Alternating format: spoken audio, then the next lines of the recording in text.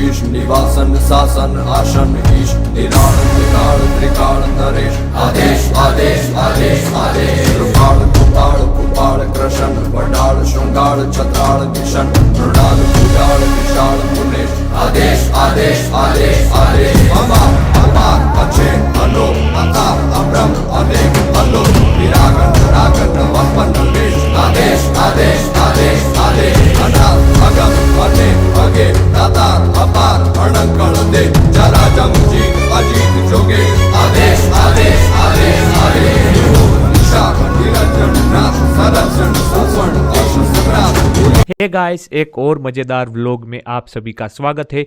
आज हम जा रहे हैं पोरबंदर के पास में जो बड़ा नाम का पहाड़ आया हुआ है, उसमें एक जगह है पोला पाना करके, मतलब कि खोखला पत्थर नाम है इस जगह का हिंदी में। तो उस जगह का महत्व क्या है वह सब कुछ मैं वहां पे जाके आपको बताऊंगा, तो अंत तक हमारे साथ बने रहिए। तो चलिए जल्दी से इस जर्नी को करते हैं हम शुरू। જય માં લીરભાઈ, જય નાથા હતા, જય માં પૂતિયાઈ સાથે આજે જણાવતા ખૂબ જ આનંદ થાય છે કે આજે નાથા બાપાની ભવ્ય શોભાયાત્રા અને ભવ્ય મણિયારો રાસ અને શ્રી લીરબાઈ ગો સેવા ટ્રસ્ટ વિંજરાણા દ્વારા તારૂપી પ્રસાદીનો એક સ્ટોલ રાખવામાં આવેલ છે। યથાશક્તિ જે પણ કોઈ દાન આપી શકે।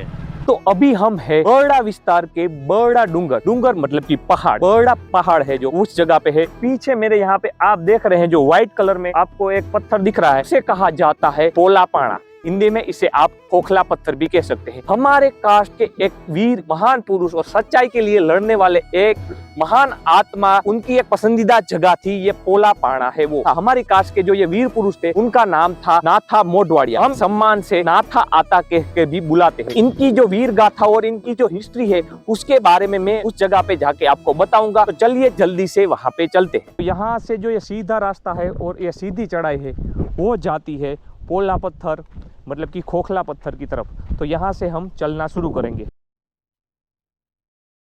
तो यहाँ से ही हमारी असली चढ़ाई है वो अभी शुरू होती है और यहाँ से एकदम खड़ी चढ़ाई है जो हमें चढ़नी है वो, और पूरा जंगल के अंदर से हमको जाना है।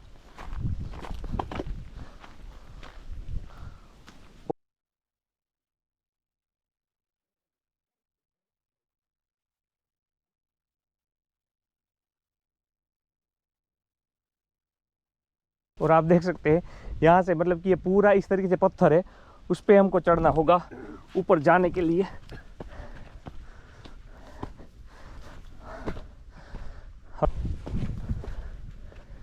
इतनी सीधी चढ़ाई है यहाँ से चढ़ने पर, और अभी हम आधे रास्ते पे ही पहुंचे हैं।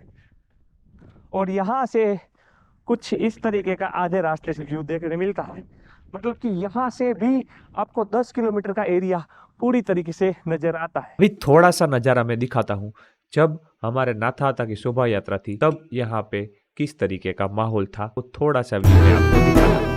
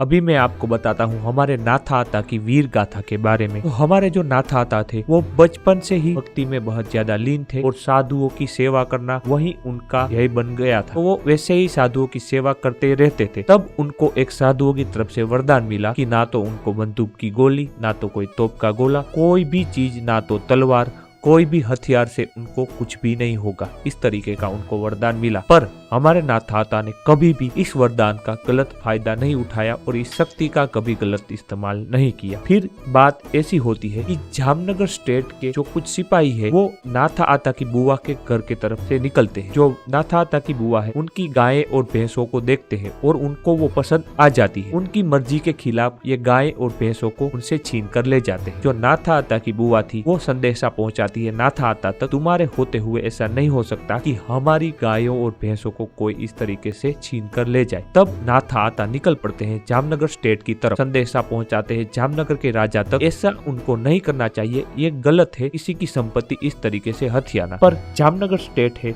वो ये बातें नहीं समझते हैं। फिर नाथा आता जामनगर स्टेट के सामने जंग का ऐलान कर देते हैं। अपनी बुआ की जो गायें और भैंसे हैं उनको वहां से छुड़ा कर ले आते हैं। ये तो बहुत बड़ी गाथा है और बहुत बड़ी हिस्ट्री है नाथा आता की। उसके बाद उन्होंने ऐसे जो गरीबों को सताते हैं, जो जरूरतमंद लोग होते हैं, उनके लिए हमेशा लड़ते रहे। और समय एक ऐसा भी था कि जब नाथा आता को टैक्स दिया जाता था जामनगर स्टेट, जूनागढ़ राजा की तरफ से और वडोदरा की राजा की तरफ से भी जो टैक्स था वो दिया जाता था नाथा आता को। वैसे थे हमारे वीर और महान पुरुष नाथा आता। जो सच्चाई की तरफ जो बढ़ता है वो लोगों को इतना पसंद नहीं आता। तो वैसे ही ईस्ट इंडिया कंपनी थी, उनको नाथा आता इतने पसंद नहीं थे। तो उन्होंने छल कपट से नाथा आता को जहर देकर मार दिया। तो ये थी हमारे नाथा आता की वीर गाथा के बारे में कहानी। वैसे तो बहुत बड़ी कथा है पर मैंने आपको थोड़ी सी शॉर्ट में समझाने की और बताने की कोशिश की है। तो यही है वो खोखला पत्थर, इसे हम पोला पाना कहते हैं।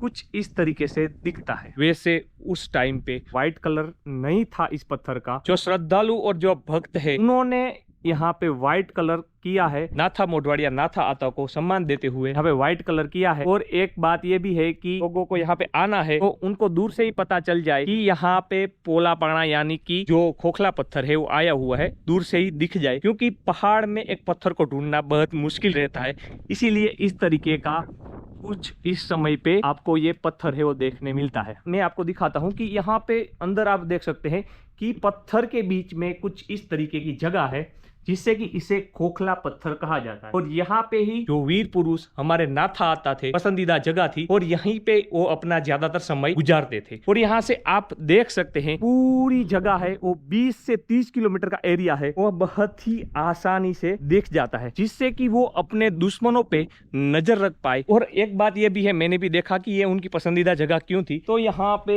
उस समय पे वैसे भी लाइट तो कहीं पे भी नहीं थी, पर यहाँ पे जो अभी के टाइम पे भी जो ठंडक है, मतलब कि जो ठंडी हवाएं आती है और जो यहाँ पे एक शांति का माहौल है वो भी बहुत अच्छा है। और लोगों से, भीड़ भाड़ से सबसे दूर और सच में एक अच्छी जगह है। अभी मैं इस पोले पत्थर को पूरा अंदर से आपको दिखाता हूँ। तो कुछ इस तरीके के अंदर के नजारे हैं।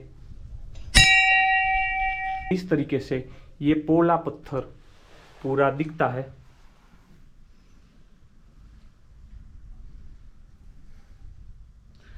हाँ, ये टाइल्स और ये सब कुछ तो मॉडर्न टाइम पे ही यहाँ पे डाला गया है भक्तों की ओर से, पर पहले ये पूरा पत्थर ही था एक।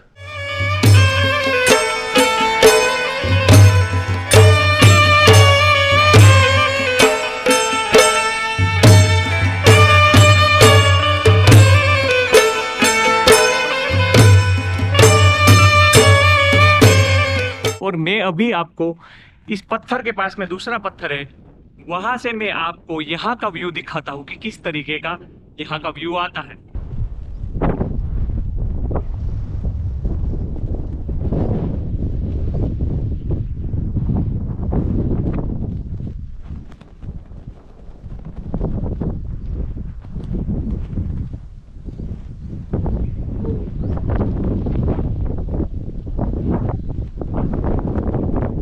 तो अभी मैं आपको दिखाता हूँ हमारे महर की पुरानी संस्कृति और पुरानी प्रथा चली आ रही है जिसे कहा जाता है महर का रास मणियारा। उसको मैं आपको दिखाता हूँ। समग्र विश्व भर में एकमात्र वीरों का रास कहे जाने वाला रास है, वो है मणियारा ढाल तलवार रास। हाँ, इसे ढाल तलवार रास भी कहा जाता है। पहले के समय पे जब आधुनिक हथियार नहीं थे, तब वीर अपने राज्य की रक्षा के लिए, अपने धर्म की रक्षा के लिए, अपने लोगों की रक्षा के लिए निकल पड़ते थे ढाल और तलवार को लेकर लड़ने। और जब वो लड़ाई जीत के आते थे, तब गांव के लोग ढोल और शहनाई से उन वीरों का स्वागत करते थे। और उस ढोल और शहनाई की धुन पर जब वीर रास खेलते थे, उससे बना हमारा वीरों का रास, महर कास्ट का कहे जाने वाला मणियारा ढाल तलवार रास।